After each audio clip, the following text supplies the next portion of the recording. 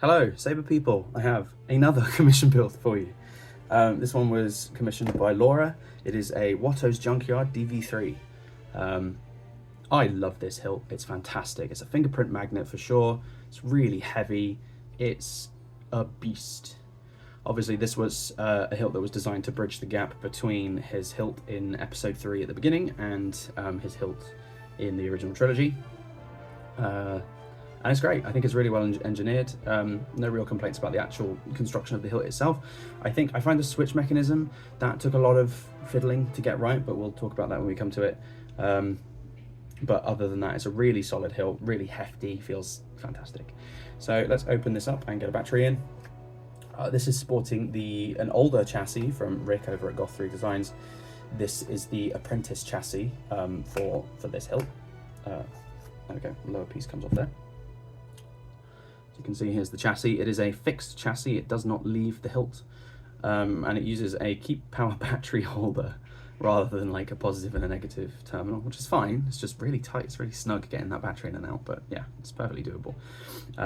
Running you through the components, up top we have a Shtok Neopixel V4 eco connector, which is held in a custom holder that I printed for this, and a lens cap. That holder is retained with some grub screws underneath this accent piece here, and then the whole chassis is attached together with some M4 threaded rods that run down the length of the hilt and attached to this lower piece. This lower piece contains a Proffieboard 3.9, a kill switch, a 28mm bass speaker, a keystone battery holder, and some accent lighting. And then the two tactile switches, they are two brass tactile switches that live underneath this silver accent piece here, which is your buttons. They feel fantastic now that I got them working, but getting them to feel like this it took a lot of work, but we got there in the end. And it feels great. Okay, let's get a battery in. A whole host of fonts on here from many people. Bulk of them are kyberphonic, I believe. K-Sith has also got a couple in there, and then there's some a bunch of grayscale ones as well, because we love some grayscale fonts.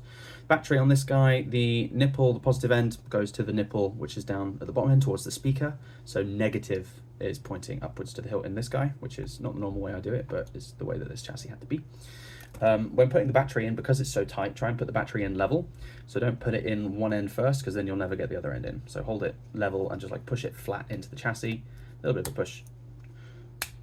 There we go, it'll snap in place like that. And it's not coming out, it's not going anywhere. And then you can flip the kill key. Obi-Wan is here. The Force is with him. The accent strip, which I've put for you underneath this bit of diffusion film, the colors will mimic the blade color, but the patterns are all different. It all does different things, and it does different things when it's booted on, and everything like that. So if I just boot this on now, you'll see. We get a flash. There we go. We get a flash on ignition, and then energy coursing up through. And it's like that for all of them. This saber is an absolute screamer. It's so loud. It's really impressive. Obviously, it gets muted. It gets muted a tiny bit when it comes in here because this this lower piece doesn't have amazing sound venting. The chamber could do with being a little bit bigger, the resonance chamber, to make it sound a bit more oomph. But this is still fantastic. It's really, really loud. So now we've got a battery in and we're powered on. Let's slide this lower piece on. Screw it all the way in. So with your button setup, we have two buttons that live underneath this accent piece. Down the bottom is your auxiliary button, and at the top, if you push kind of where the accent piece like peaks at the top, you will activate the power button. Pop a blade in. It takes a 7/8 inch blade. It's pretty snug, surprisingly, so you might just give it a little bit of a wiggle as you go in. Just gently go down, and then you can feel it kind of compressing the pins a little bit, so hold it down so it compresses, and then take a 1.5mm hex key and tighten the blade retention screw.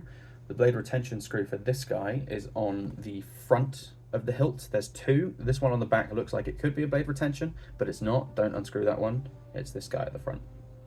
And then you're away. We got gesture controls and everything, so I'll just go through some of the fonts and show it off.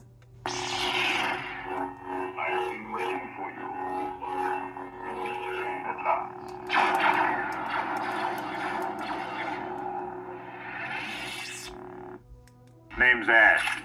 Anakin Skywalker.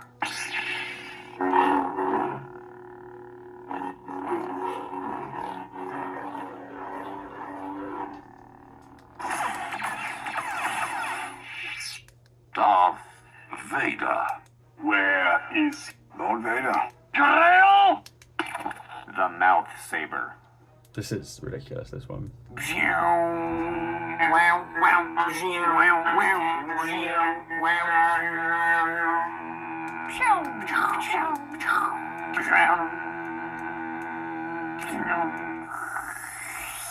I'm kind of into it though. Get him now. There is a SpongeBob sound font on there. Be careful, not the Force. You're dead. Obviously they're primarily Vader fonts, so let's find a grayscale one. Enter volume menu. Oops.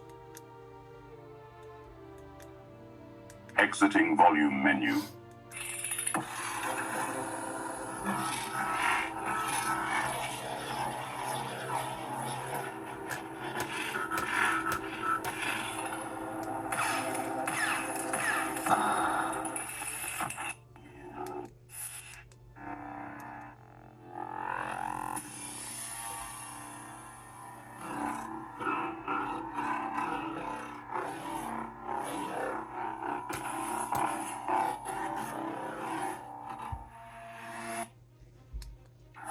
Let's do one more.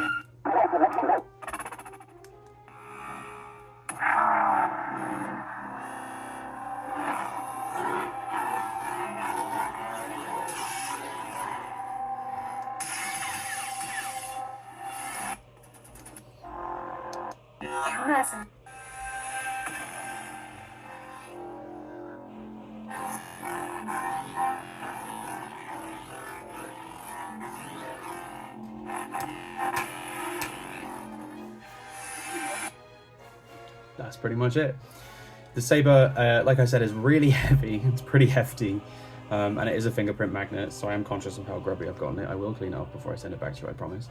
If anything that you've seen stands out, or you don't like the look of anything, give me a shout. Otherwise, this one is ready to go.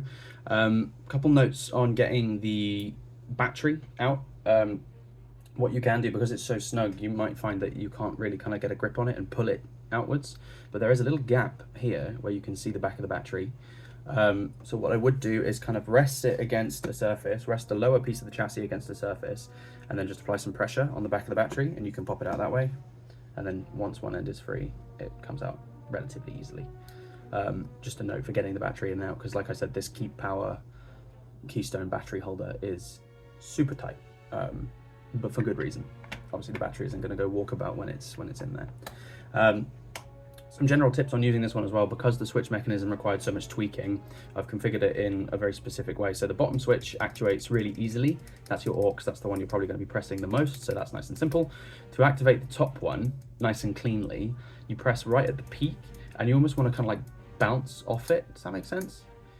So it like responds well to quite an intentional push, like a like that.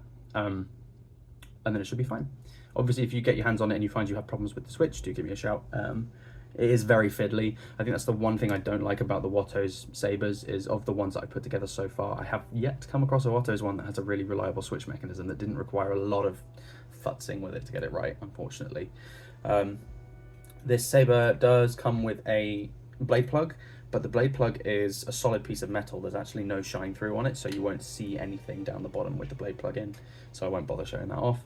But then when you're done with everything, the battery's out and the blade's out, just screw this back in. Because the chassis does live inside the hilt, you want to try and keep this lower piece on whenever possible to protect the chassis, because it is only held in place by the retention up top, a little bracing piece in the middle, and those two threaded rods that run down the length of the hilt. So it's not liable to break. I would be surprised if it did, because it still protrudes into the hilt quite a bit, but obviously it's not a removable chassis, so it's not designed to smoothly come in and out. It's designed to stay, so don't put any tension on the chassis. Like with this piece off, don't hold it by the chassis, because it is heavy and it could break something.